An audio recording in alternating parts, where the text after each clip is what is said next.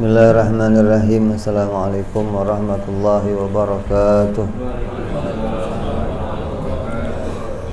Al-Fatihah ila ruhi sayyidina habibina syafi'ina Rasulillah sayyidina Muhammad ibn Abdullah sallallahu alaihi wa ala alihi wa ashabihi wa azwajihi wa dhurriyyatihi la ya'nilu rijalin fil jannah wa yanfa'una bi asrarihim wa anwarihim wa ulumihim wa nafahatihim wa barakatihim fid dini wa dunya wal akhirah wa ja'alna min hisbihim yarzuquna mahabbatahum ويتوفنا على ملتهم ويعيشون بزمرتهم بالعافية سلامة ثم الفاضل صاحب الكتاب إبراهيم الكاني ثم إلى سبيل شرها في صالح بن عمر دارت رحمه الله ثم إلى حضرة الوالد الحبيب عبد الله بن محسن العطاس نفعنا الله بهم وبعلومهم لهم الفاتحة أعوذ بالله من الشيطان الرجيم بسم الله الرحمن الرحيم الحمد لله رب العالمين الرحمن الرحيم مالك يوم الدين إياك نعبد وإياك نستعين اهدنا الصراط المستقيم صراط الذين أنعمت عليهم غير المغضوب عليهم ولا الضالين آمين بسم الله الرحمن الرحيم نويت تعلما وتعليما وتذكرا وتذكيرا والنفعا والانتفاع والإفادة والاستفادة والحث على التمسك بكتاب الله وسنة رسول الله صلى الله عليه وسلم والدعاء إلى الهدى والدلالة على الخير ابتغاء مرضاته وقربه وثوابه وحسن الخاتمة مع اللطف والعافية وصلاح العاقبة بسم الله الرحمن الرحيم الحمد لله رب العالمين الصلاة والسلام على أشرف الأنبياء والمرسلين سيدنا حبيبنا وشفيعنا ومولانا محمد وعلى آله وصحبه أجمعين أما بعد قال مصنف الكتاب رحمه الله نفعنا به وبعلومه في الدارين اللهم افتح قلوبنا فتوح العارفين وبحكمتك وانصر علينا برحمتك يا أرحم الراحمين.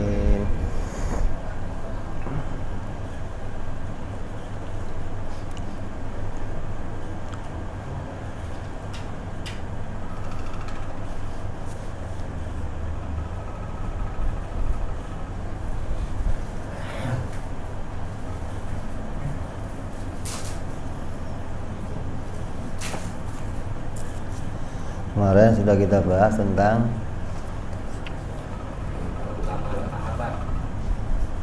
kurun terbaik. Kurun terbaik adalah kurunnya sahabat Rasul Sallallahu Alaihi Wasallam.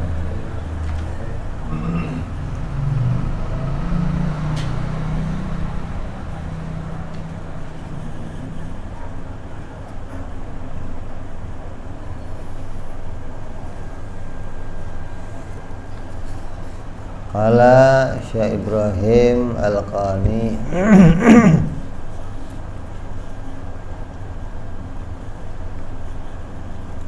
wasabiquna fadluhum nassun hurif hadha wa fi ta'yinihim qad ikhtulif. Dan orang-orang yang terdahulu itu keutamaan mereka telah diketahui berdasarkan nas dari berita Nabi Sallallahu Alaihi Wasallam. Maka pahamilah hal ini, dan dalam penentuan mereka para ulama berbeda pendapat. Artinya keutamaan as-sabiqunal awwalun, generasi yang pertama, generasi terdahulu, salafuna soleh, itu nggak ada khilaf. Kenapa? Karena sudah jelas dengan nas. Jadi nggak ada khilaf salaf itu nggak baik, nggak ada. Artinya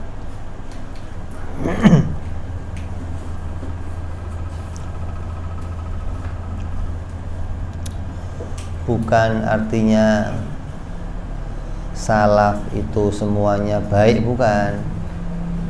Nggak ada orang salaf yang berdosa, bukan. Selain Nabi itu boleh saja punya dosa gitu loh.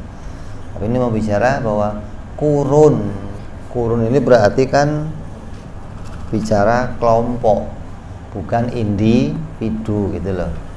Jadi rata-rata di antara mereka, kebanyakan di antara mereka adalah orang-orang yang tidak diragukan lagi kebaikannya. Hingga mereka disebut orang baik. Itu enggak ada ulama yang berselisih karena ada nas langsung dari Nabi Muhammad SAW. Afdhalu kuruni, sebaik-baik kurun adalah kurunku.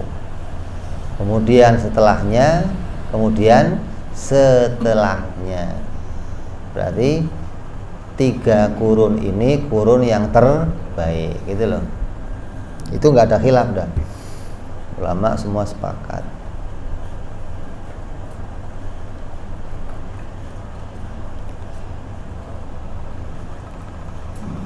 Bahkan di dalam Al-Quran pun disebutkan bagaimana keutamaannya as-sabiqunal awwalun.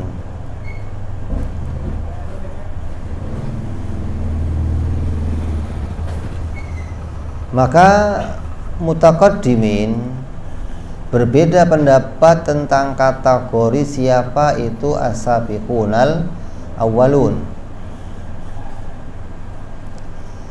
Pendapat yang paling kuat tentang as-sabiqun yaitu orang-orang yang pernah mengalami sholat berkiblat ke Mekah,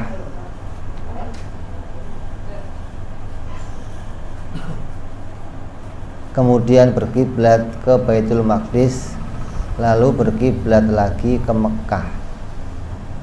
Artinya orang-orang terdahulu as-sabiqun dikatakan mereka hanya sedikit berarti jumlahnya, yaitu kelompok-kelompok orang-orang yang mengalami 2 kiblat. Orang-orang yang pernah sholat pada 2 kiblat, maka ini adalah disebut generasi terdahulu.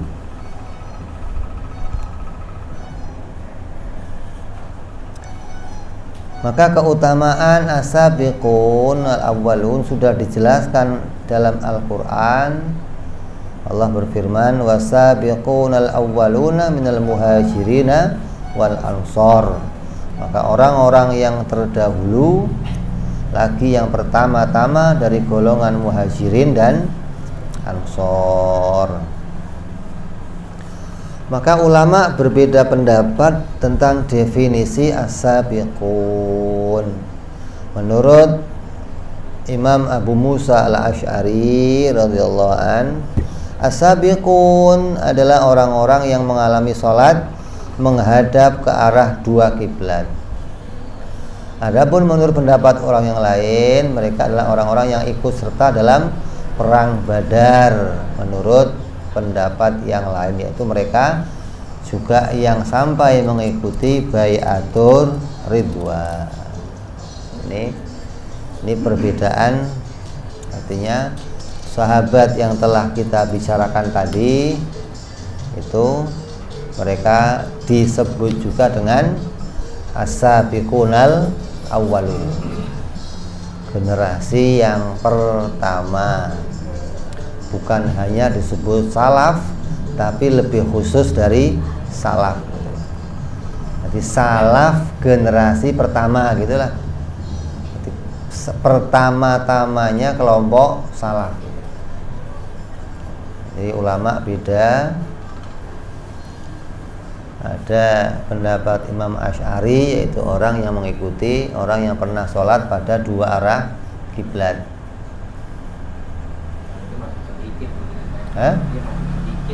Iya, berarti jumlahnya hanya sedikit.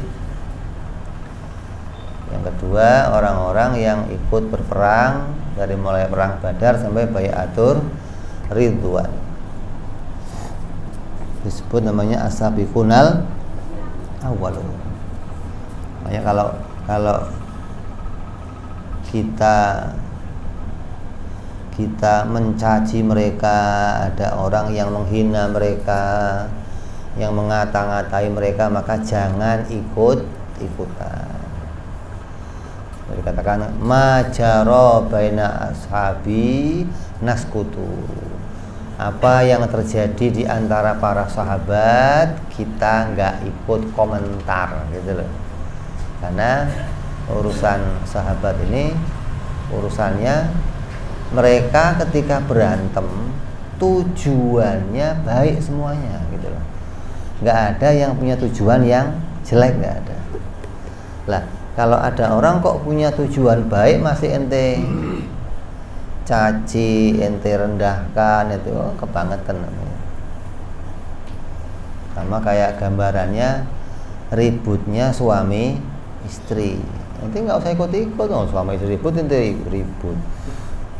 Kenapa? Karena ketika nanti mereka akur lagi, kumpul lagi, ente yang iwis. Gua udah belain. Kumpul lagi. Namanya di ributnya itu bukan ribut dari dalam hati, hanya perkara-perkara apa? Sepele, gitu loh. Ketika ini selesai, ya balik lagi normal, nggak ada permasalahan. Maka jangan ikut-ikut urusan keributan mereka, gitu loh. Karena mereka adalah orang-orang yang disebut oleh Nabi, bahkan Quran menyebut mereka orang-orang yang terbaik.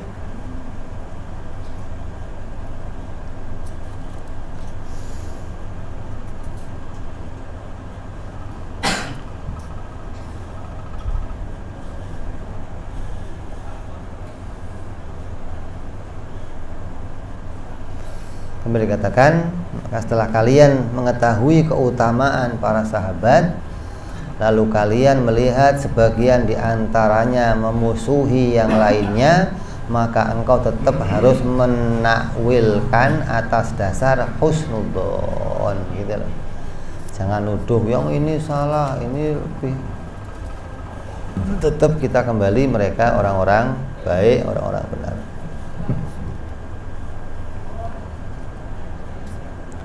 Wa awili tasyajura ladhi warad in khutta fihi wajtanib da'al hasad.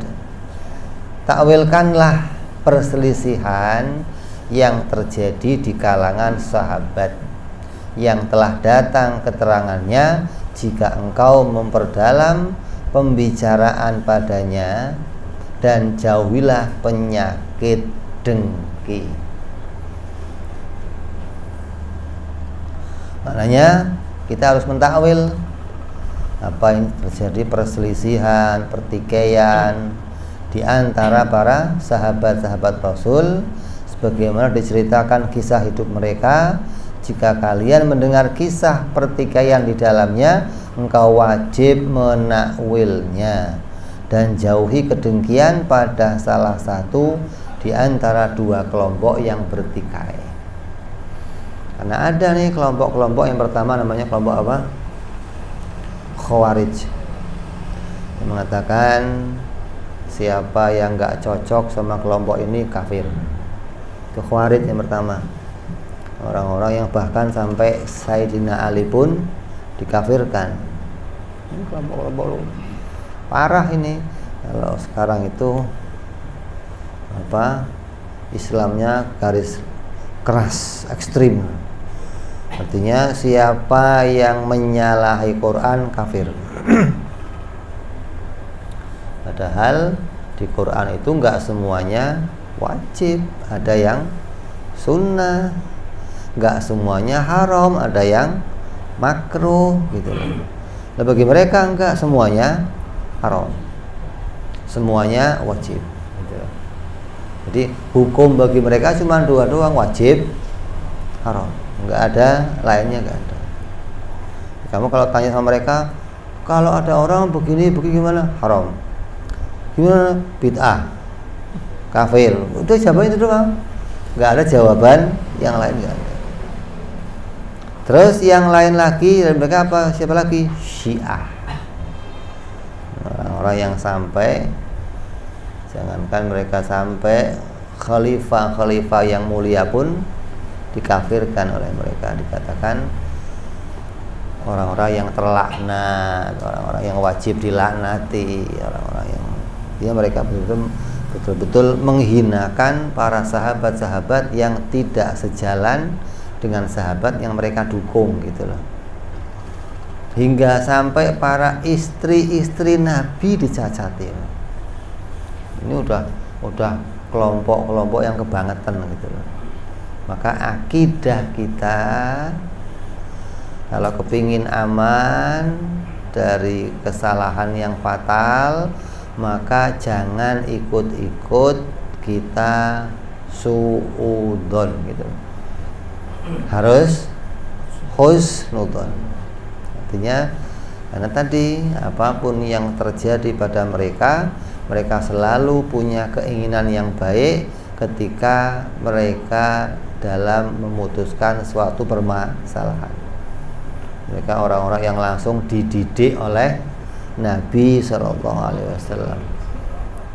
Artinya pola pikir mereka itu sudah mendekati pola pikir nubuah gitu loh. Kata, andai ada nabi berikutnya, ya ini nabi-nabi lagi nih gitu loh. Saking hebatnya cara berpikir mereka, cara keagamaan mereka. Cuman kenabian ditutup, udah nggak ada lagi gitu loh. Jadi ya maka mereka dijadikan sebagai khalifatur Rasulillah, bukan khalifatullah, bukan gitu loh. Tapi khalifahnya Rasulullah, penggantinya Rasul. Berarti cara mereka berpikir ya seperti Nabi gitu loh. Maka seperti Mu'ad bin Jabal ketika diutus ke negeri Yaman, ditanya Mu'ad, kalau nanti kamu di Yaman, di sana ada permasalahan, gimana kamu nyelesain? Ya saya ambil dari Quran ya Rasul. Di Quran nggak ada gimana? Ya dari hadis. Hadis nggak gimana nggak ada? Ya saya akan berpikir. Gitu loh. Artinya setelah Quran nggak ada, hadis nggak ada, maka dia akan bikin apa? Akan bikin apa namanya? Kias. Bagaimana mengkiaskan dengan pikirannya. Kayak ada orang mau bayar zakat, di Quran disebut hadis zakatnya onta, zakatnya kambing. Nah kalau dia punyanya sapi, kalau dia punyanya kebu, di Quran ada, terus gimana? Maka dikiaskan gitu loh. Maka akal harus, oh kalau ini karena bobotnya sama, dikiaskan dengan ini, gitu loh. Oh kalau ini dikiaskan pakai ini. Jadi ulama itu pola pikirnya sudah pola pikir nubuah, sudah pola pikir kayak Nabi gitu loh. Hingga jangan sampai kita mencederai apa hasil ijtihad mereka. Ketika mereka punya keputusan, pokoknya saya begini, jangan dianggap salah. Kenapa? Kamu kalau di posisi mereka mungkin nggak punya ijtihad seperti itu gitu loh, nggak akan sehebat mereka untuk bikin sebuah ijtihad. Makanya kita harus menghargai sekali apapun yang diputuskan oleh mereka.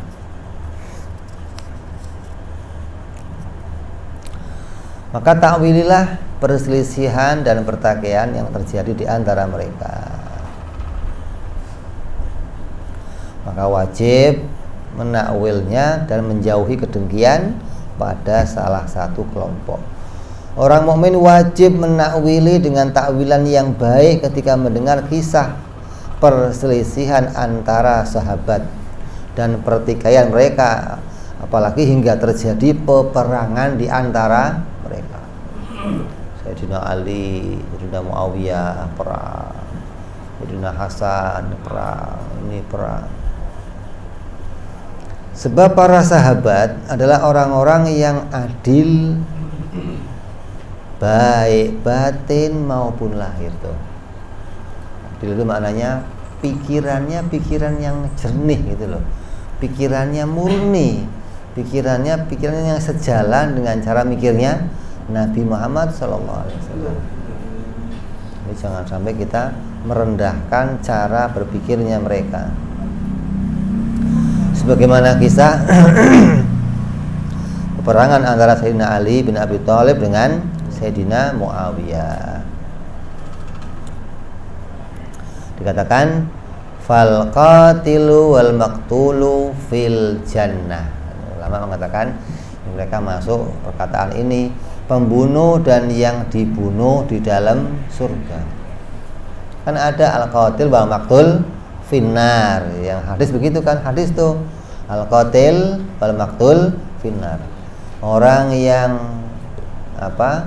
dibunuh dan yang bunuh masuk neraka. Orang nanya, ya Nabi, kok yang dibunuh masuk neraka? Kan dia dibunuh ya Rasul. Pasti yang bunuh masuk neraka, pantes. Ini yang dibunuh, apa kata Nabi? Ya dia keduluan aja. Keduluan dibunuh. Kalau enggak, ya dia bunuh. Itu dua-duanya neraka gitu loh. Makanya orang yang saling ingin membunuh gitu maksudnya loh. Bukan orang yang didolimi, bukan. Kalau ente tiba-tiba dirampok, dibunuh, beda lagi nih. Ini bisa orang yang saling ingin membunuh, maka dua-duanya yang dibunuh dan yang bunuh neraka. Orang kan nanya, masa yang dibunuh neraka? Iya, kenapa? Keduluan. Kalau nggak keduluan, dia yang bunuh gitu loh. Lu jangan begitu dong, ya, yang lain lah.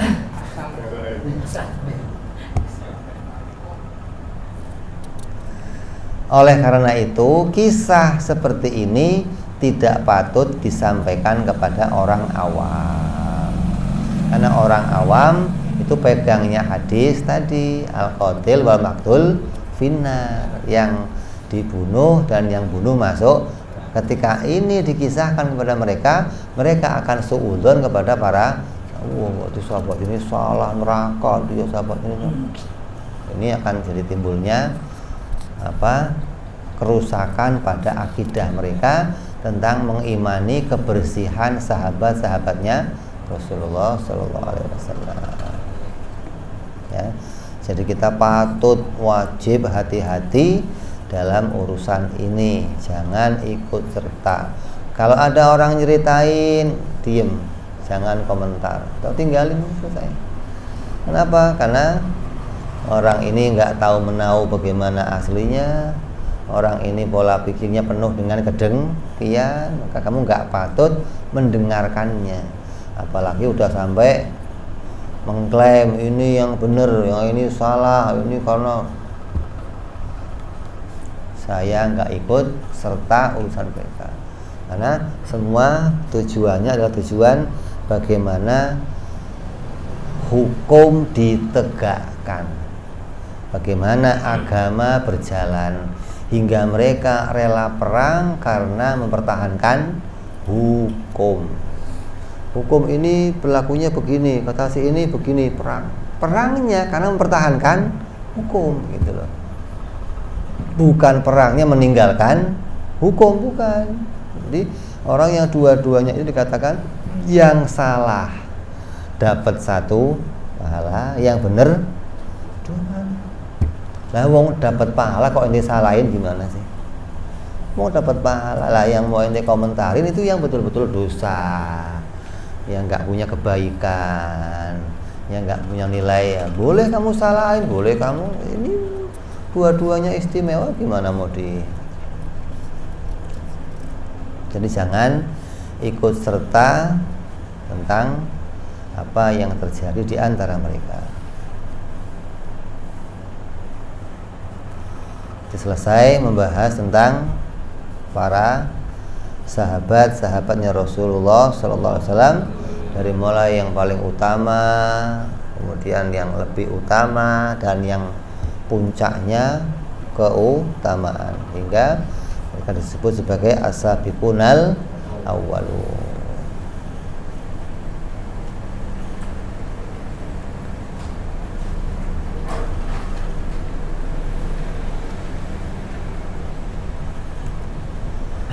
Kemudian Syekh Ibrahim Al-Qauni melanjutkan tentang pembahasan keutamaan 4 imam mazhab. Wa malikun wa sairul a'immah kada Abul Qasim hudatul ummah. Kemudian Imam Malik beserta imam-imam lain, begitu juga Abu Qasim adalah para penunjuk umat. Bicara tentang mujtahid mutlak. Mereka adalah orang-orang yang berada juga setelah kurunnya para sahabat. Mereka masih masuk kurun yang terbaik. Mereka masih masuk kurun-kurun yang apapun yang mereka lakukan, kita bisa memetik, mengambil hukum dari mereka, gitu loh. Nah, hukum itu berlaku ketika terjadi pada sahabat, tabi'in ataupun tabi'in. Adapun Imam Malik, Imam Abu Hanifah, Imam Ahmad bin Hanbal, dan Imam Muhammad bin Idris Asy-Syafi'i, Imam Lais As-Sa'ad, Imam Dawud Ad-Dahiri, dan yang lain-lainnya adalah petunjuk bagi semua umat Nabi Muhammad Sallallahu Alaihi Wasallam. Terus imam-imam madhab itu banyak, nggak cuman 4, enggak. Lah kenapa kok sisanya cuman 4? Yang lain kemana? Enggak, yang lain masyhur. Mereka itu pada zamannya masyhur semua, apalagi Imam Dawud Ad-Dahiri itu banyak pendapat-pendapatnya yang diambil banyak. Hanya saja generasi setelah mereka, para pengikutnya nggak punya komitmen seperti 4 madhab ini, gitu loh. Murid-muridnya hanya sebatas menyebarkan apa yang mereka pahami saja. Beda sama pengikut Imam Syafi'i, mereka melanjutkan apa yang jadi pendapat imam mereka, gitu loh, hingga mereka menulis kitabnya lagi, menyalinnya lagi, memperbanyaknya lagi, hingga tersebar sampai sekarang. Jadi kalau pendahulunya beres, tapi pengikutnya nggak punya komitmen seperti pendahulunya, seperti imam-imam yang pada puncaknya, hingga pengikutnya habis tanpa ada lagi yang tersisa. Maksudnya generasi Imam Dawud berikutnya tinggal muridnya. Lah si murid ini enggak terus menyebarkan lagi, enggak, tapi cukup bertahan untuk diri mereka. Ketika mereka mati habis, sudah selesai, gitu loh. Beda sama 4 madhab ini yang mereka kemudian menyebarkan lagi ajaran imam-imamnya sampai punya buku-buku Indo, sampai jadi pedoman hingga pada zaman kita sekarang ini. Apa sih yang namanya madhab itu? Madhab itu apa? Kok kita ini harus bermadhab? Ada orang yang nggak mau bermadhab. Kita lebih milih yang pakai madhab apa nggak pakai madhab? Jadi ulama-ulama ahli sunnah itu mereka bersepakat bahwa generasi yang setelahnya harus bermadhab, karena generasi yang setelahnya itu nggak secerdas para imam. Mereka adalah orang-orang yang bisa menyelami Al-Quran dan hadis. Orang setelahnya nggak sepandai mereka dalam menyelam, hingga ada yang nyelam kadang nggak keluar lagi.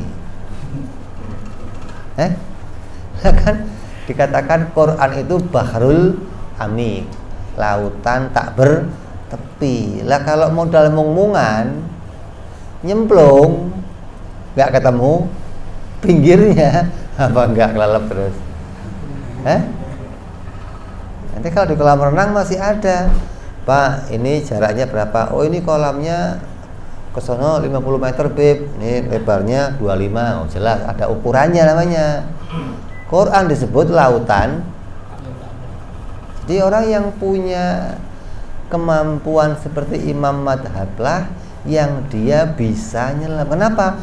Dia tahu di mana pos berhenti, bukan bertepi, bukan. Di lautnya dia tahu, oh di sini tempat mendarat, keluar. Ada pulau kecil, ada pulau kecil. Ya nggak tahu alamat itu. Ya sudah kelelep, mau cari kemana pinggirnya ini. Jadi apa sih yang disebut madhab itu? Kalau orang itu, kalau kiai-kiai menggambarin madhab itu adalah orang-orang yang bisa membuat jembatan. Membuat jembatan antara orang-orang yang belakangan untuk sampai cara ibadahnya seperti Nabi Muhammad Sallallahu Alaihi Wasallam, gitu loh. Kan orang-orang yang setelahnya nggak ngelihat Nabi, nggak ngelihat para sahabat nggak usah dikhawatirin. Kenapa? Mereka yang lihat. Lah ini nggak lihat Nabi, nggak lihat sahabat. Terus cara agamanya gimana? Maka muncullah yang namanya para imam madhab. Apa? Mereka yang membuat jembatan bagaimana cara ibadah agar sesuai dengan cara ibadahnya Nabi dan para sahabatnya, gitu loh. Kalau ada orang kok umumnya, saya mau nggak mau ikut madhab, saya mau pakai Quran dan hadis. Itu sama saja orang itu dia mau keluar dari 4 madhab terus mau bikin lah dong. Orang yang zaman sekarang lihat Nabi enggak? Kalau dia enggak mau ikut 4 madhab ini, berarti cara beribadahnya gimana? Menurut pikiran sendiri kan, ngambil Quran, ngambil hadis. Itu satu orang. Lah kalau ada orang yang nggak ngerti Quran hadis gimana? Saya nggak paham Quran, saya nggak paham hadis.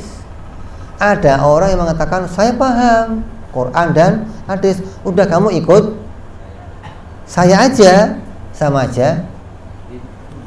Dia bikin madhab, begitu loh. Iya kan? Berarti kalau umpamanya udah mulai sekarang kita nggak usah pakai imam madhab, tinggalkan madhab, kembali ke Quran. Berarti semua orang harus paham Quran seperti sahabat. Bermadhab nggak?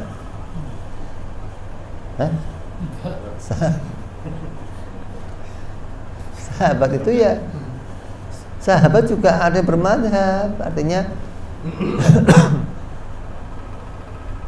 cara ibadahnya ikut Sayyidina Abu Bakar, ikut Sayyidina Umar, ikut Sayyidina Ali, ikut, artinya imam-imamnya sahabat itu menjadi panutan awamus sahabat, gitu loh.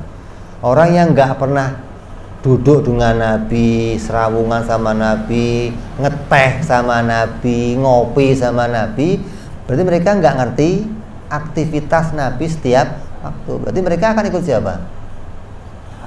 Ya sahabat yang dekat nih, gitu loh. Maka mereka jadi panutan orang-orang yang jauh, yang apa? Kalau mau ketemu Nabi ya paling dari jauh doang ngeliatin, mau deket ya bagaimana, orang namanya bukan mau nanya apa, paling duduk di masjidnya pulang.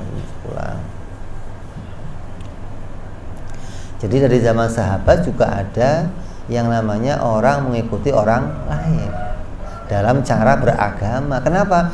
Karena nggak semua orang paham Quran dan hadis, gitu loh. Jangan dianggap zaman sahabat mah orangnya ngerti Quran. Memang andai-andai ada satu sahabat sekarang yang tersisa kok muncul, ya jadi wali, gitu loh. Jadi madhab dah, gitu loh maksudnya. Artinya walaupun itu sebodoh-bodohnya sahabat, karena sebodoh-bodohnya sahabat tetap mereka tahu hukum-hukum yang disampaikan oleh. Lah orang yang setelahnya nggak ngerti nih, maka mereka perlu jembatan yang mengantar mereka untuk sampai kepada cara ibadah yang sama dengan sahabat, sama dengan Nabi. Nah, kok tiba-tiba muncul orang, udah nggak usah pakai itu, udah kita nyelam sendiri aja, kita gali sendiri aja Quran, kita gali sendiri hadis, nggak usah pakai galiannya orang lain. Toh Imam Syafi'inya ngomong, kalau ada perkataan saya yang salah, maka kembalilah kepada hadis. Perkataannya apa? Kalau ada. Lah ada enggak? Gitu loh. Bukan tuh Imam Syafi'inya aja ngomong kalau ada perkataan yang salah, kita suruh kembali kepada hadis. Berarti lebih baik hadis daripada Imam Syafi'i, kata mereka begitu.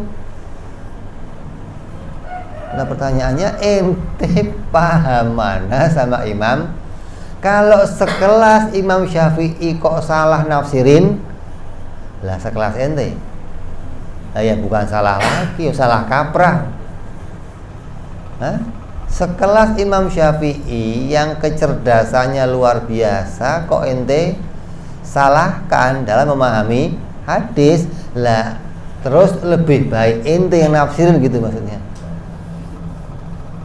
Ini ngimpi apa? Ini ada orang bangun tidur ngelindur maksudnya.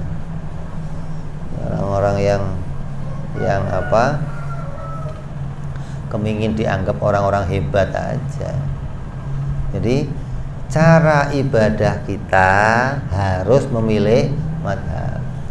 Lah ulama ahli sunnah itu melegitimasi mengesahkan, gitu loh, membuat penetapan jembatan yang diakui, yang sampai sekarang dipakai cuman bukan yang lain nggak disahkan, bukan sah, hanya habis orangnya, gitu loh.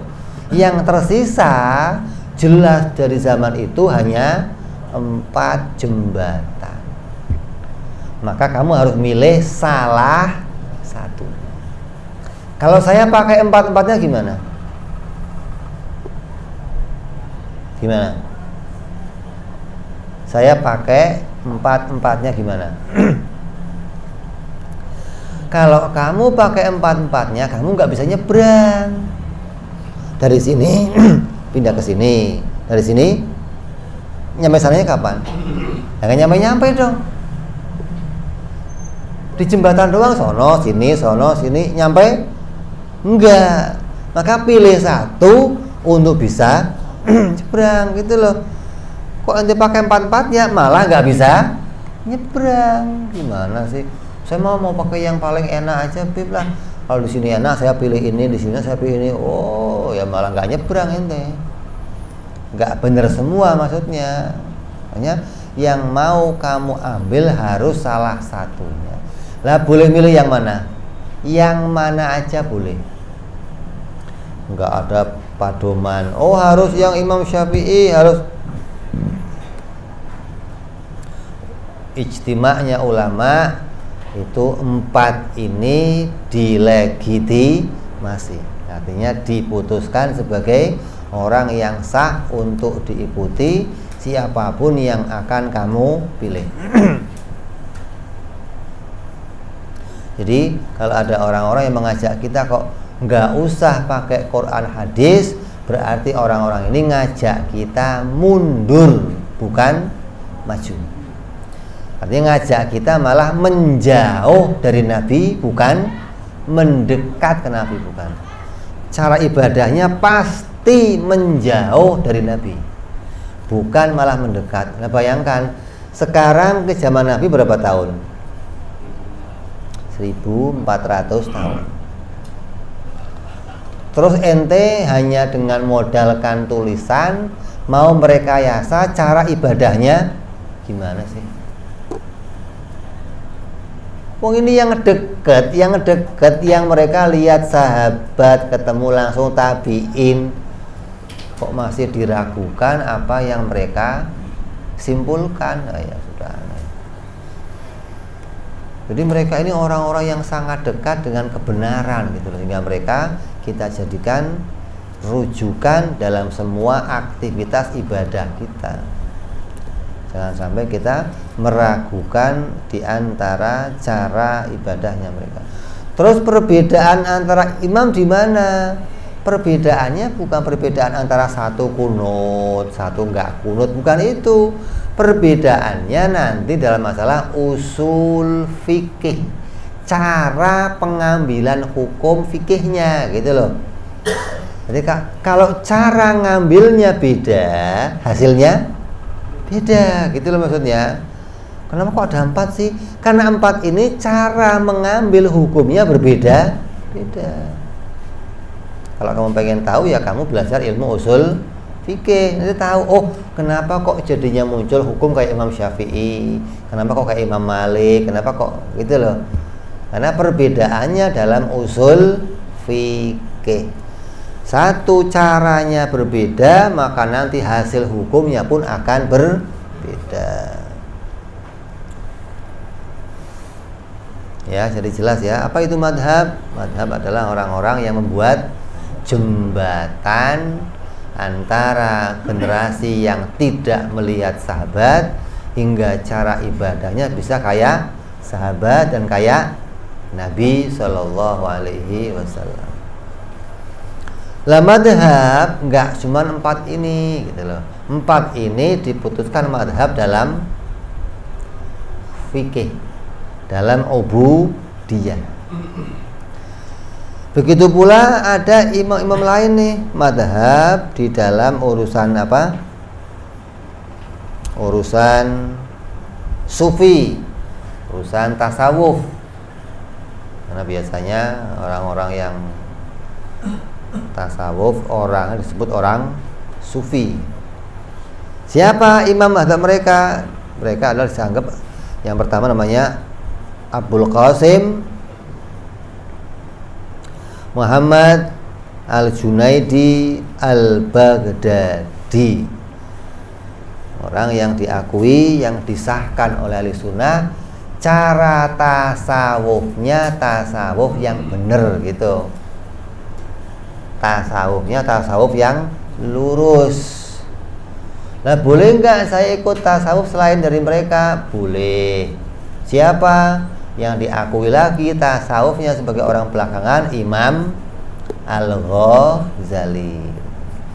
Kalau penduduk Yaman kebanyakan ngambil Imam Al-Ghazali. Nah, mereka lebih cocok dengan cara tasawufnya Imam Al-Ghazali, hingga mereka rata-rata pembaca atau orang-orang yang mendalami Ihya'u Ulumuddin karya Imam Al-Ghazali. Dikatakan Al-Habib Abdullah bin Alwi Al-Haddad dikatakan, ya Habib, kenapa ini nggak bikin kitab tasawuf sendiri aja? Lah udah ada, cukup, ngapain bikin lagi? Itu loh. Nah, kalau belum ada saya bikinin. Sampai beliau dikatakan mujaddid dalam apa? Tasawuf.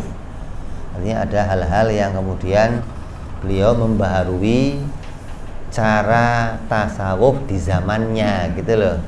Kayak sekarang muncul lagi tasawuf di zaman sekarang. Kenapa? Karena zaman sekarang beda dengan keadaan zaman terdahulu. Orang dahulu punya banyak waktu untuk beragama, orang sekarang padahal jamnya sama 24. Tapi untuk urusan tasawuf mereka mengatakan sekarang waktunya nggak ada, kita sibuk, kita maka muncul tuh cara-cara orang-orang yang sibuk untuk tetap bisa bertasawuf.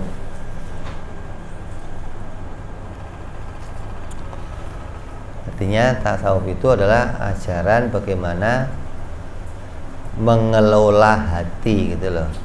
Bagaimana orang-orang ini membersihkan hati agar hatinya selalu hanya memikirkan akhirat, lebih banyak mikirin akhirat daripada mikirin dunia. Nah, di zaman Nabi ada nggak tasawuf? Ada nggak? Nah, ya sumbernya di zaman Nabi nggak ada, terus dari mana dapatnya ente tasawuf? Hanya di zaman Nabi langsung diajarkan oleh Nabi Shallallahu Alaihi Wasallam. Nabi itu mursyidnya lah, mursyidnya para sahabat. Langsung diatur, ente begini, begini. Setelah zamannya berikutnya baru muncul generasi-generasi yang membuat mata pelajaran gitu loh. Jadi sebuah kurikulum yang mudah orang mengikuti ketika ente mau sampai ke mereka.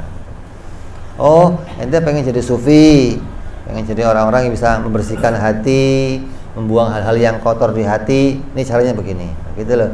Ada mata pelajarannya. Nah, kalau sesuatu itu sudah punya mata pelajaran, maka akan mudah orang lain untuk mengikuti. Namanya fan mudawan gitu loh. Maka orang itu akan mudah untuk mengikuti. Begitu pula dalam hal-hal yang lainnya. Apa? Madhab akidah. Siapa?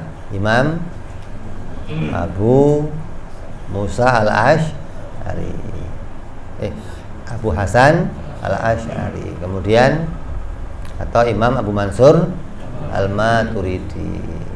Kedua ini menjadi porosnya madhab dalam akidah. Kemudian dalam hadis ada kutubus sittah, ada kutubus tis'ah, 7 orang atau 9 orang yang diambil semua kitab-kitab hadisnya yang sahih. Dalam tafsir ada Imam Jalalain, Jalaluddin Al-Mahalli wa Jalaluddin As-Suyuti. Begitu pula nanti dalam setiap fan ilmu yang lainnya.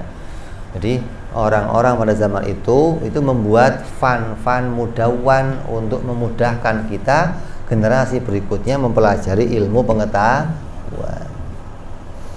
Maka semua orang mukmin wajib meyakini bahwa semua ulama madhab selalu bertindak sesuai dengan mengikuti hidayah dan petunjuk dari Allah Subhanahu wa Ta'ala.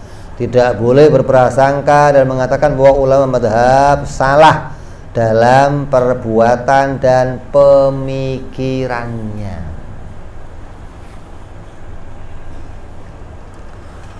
Apalagi meninggalkannya. Ente punya pemikiran nih, Imam Syafi'i ini salah, nggak kayak Imam Malik, nggak boleh ente, gitu loh. Perbedaan di antara mereka, kamu nggak boleh seudon ini yang benar, ini lebih benar, ini salah, ini kurang baik, nggak boleh. Tadi perbedaan di antara mereka diambil dari arah usul fikihnya, bukan hanya masalah oh ini kunut, ini enggak kunut, ini sedekap, ini enggak sedekap. Oh, bukan itu. Itu mau enggak kecil. Jadi nanti berprasangka kepada mereka aja enggak boleh, apalagi sampai meninggalkan mereka, enggak mau ikut madhab. Hati-hati nih. Mereka adalah orang-orang yang menjadi petunjuk bagi umat Nabi Muhammad Sallallahu Alaihi Wasallam, sebagaimana madhab Imam Abu Hanifah yang namanya apa? Nu'man bin Thabit. Madhab Imam Muhammad bin Idris Asy-Syafi'i disebut Imam Asy-Syafi'i. dan Imam Malik bin Anas, kemudian Imam Ahmad bin Hambal dan yang lain-lainnya. Akan tetapi yang boleh diikuti hanyalah 4 madhab yang sudah masyhur ini. Tidak boleh mengikuti imam madhab yang lainnya, sebab selain imam madhab ini kitab-kitabnya tidak mudawwan tuh. Tidak mudawwan itu nggak ada kitab yang sampai sekarang ini ada gitu loh. Kalau ini mau ikut, saya mau ikut madhabnya Imam Daud Az-Zahiri, nah kitabnya mana gitu loh. Bukan nggak boleh, bukan nggak ada mata pelajaran yang jelas. Kenapa? Pada masa itu pengikutnya nggak membukukan semua apa yang mereka ajarkan. Beda sama pengikut imam yang 4 ini, mereka getol untuk membukukan buku-buku dari para imam-imam mereka. Yaitu kitab-kitabnya tidak ada yang dibatasi dengan dalil-dalil seperti kitab-kitab karangan imam madhab yang 4. Adapun mengenai kepribadian dari imam, bisa dipastikan kebenarannya karena mereka memahami Al-Quran, memahami hadis secara mendalam. Maka hal ini insya Allah akan dibahas dalam bab tersendiri. Kita pengen tahu siapa Imam Syafi'i, siapa Imam Malik, bagaimana cara berpikir mereka, bagaimana pengambilan hukum mereka, ada babnya tersendiri. Tapi di sini kita cuma harus meyakini bahwa seseorang mukmin harus mengambil salah satu madhab dari imam yang 4. Maka disebut ahli sunnah wal jamaah siapa? Orang yang dalam akidahnya mengikuti Imam Abu Hasan Al-Asy'ari atau Abu Mansur Maturidi. Dalam fikihnya ikut salah satu dari 4 madhab tadi. Dalam tasawufnya ikut Imam Al-Junaid atau Imam Al-Ghazali. Maka barulah dia namanya Ahlus Sunnah wal Jamaah. Kalau saya mau langsung Quran hadis, Bib, namanya apa itu? Hah? Oh, saya kan langsung ini, Bib, salafi, Bib. Udah nggak usah pakai madhab, maknanya kelompok orang-orang yang salah mikir gitu. Bukan salafi itu kelompok salaf, bukan Sur. Maksudnya salafi salah pikiran maksudnya. Orang udah diberikan fan mudawwan yang gampang, mudah, tinggal diikuti, cari yang sulit gitu loh. Hanya gara-gara mereka mereka mengikuti, mungkin mereka ini masuknya madhab taklimi, karena ada yang disebut madhab taklimi seperti madhab Syiah juga, kelompok Syiah. Jadi madhab taklim itu begini, kalau kamu nggak ikut pendapat saya salah, yang lain salah, kebenaran hanya lewat saya. Ini kelompok-kelompok kayak LDI, siapa lagi? Islam apa lagi LDI selainnya?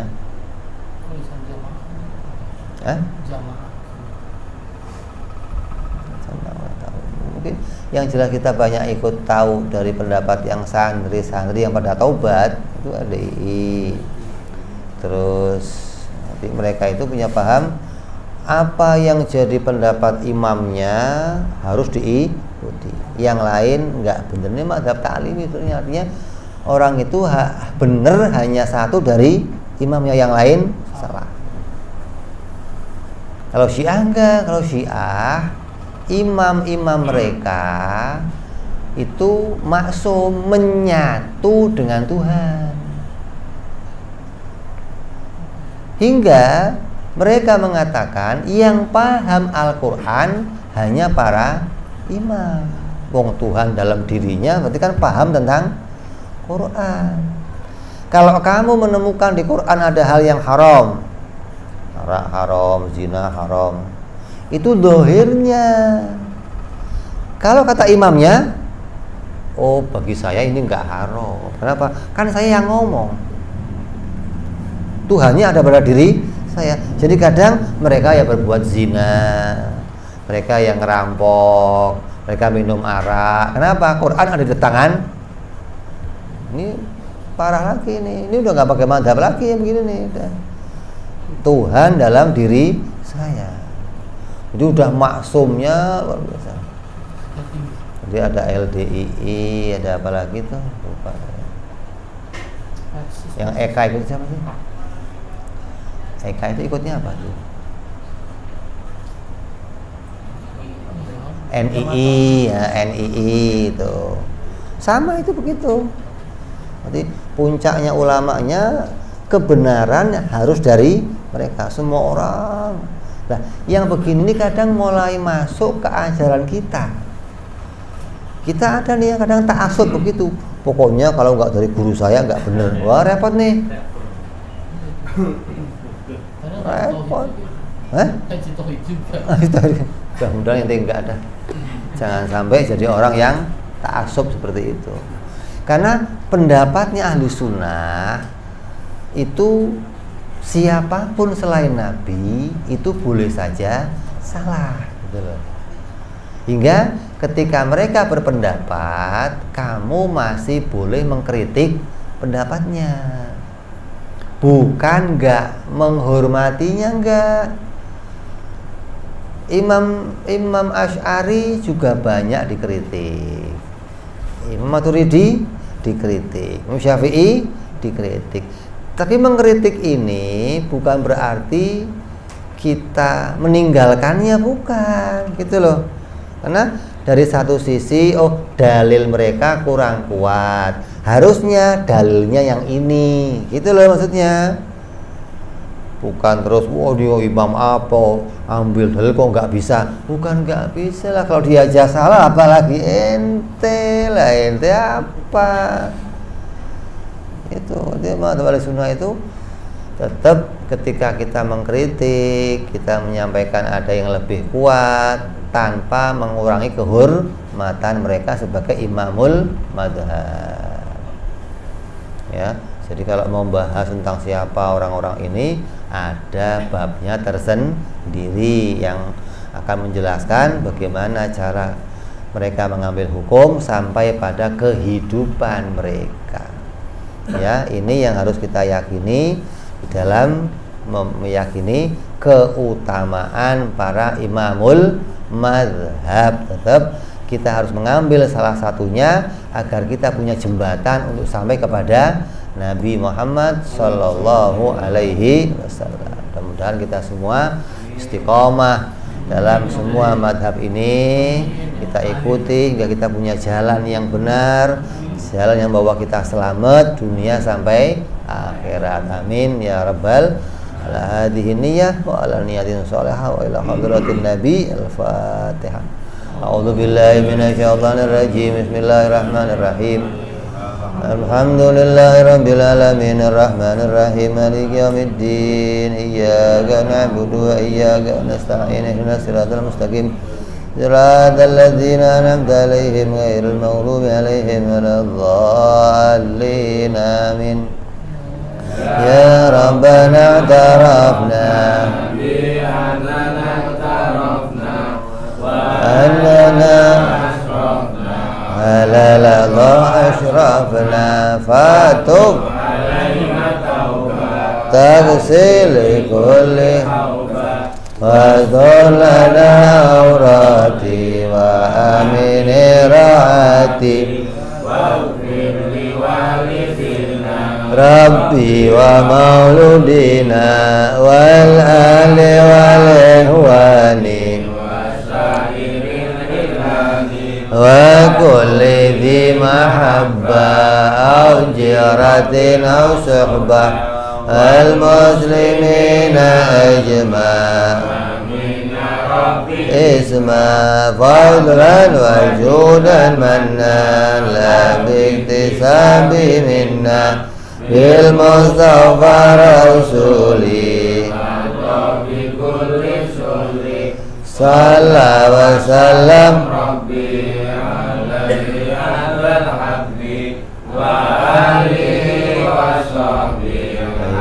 ada tauzi suhbi walhamdulillahi fil badi wa tanahi subhana rabbika rabbil izzati salamun alal mursalin walhamdulillahi rabbil alamin. Assalamualaikum warahmatullahi wabarakatuh.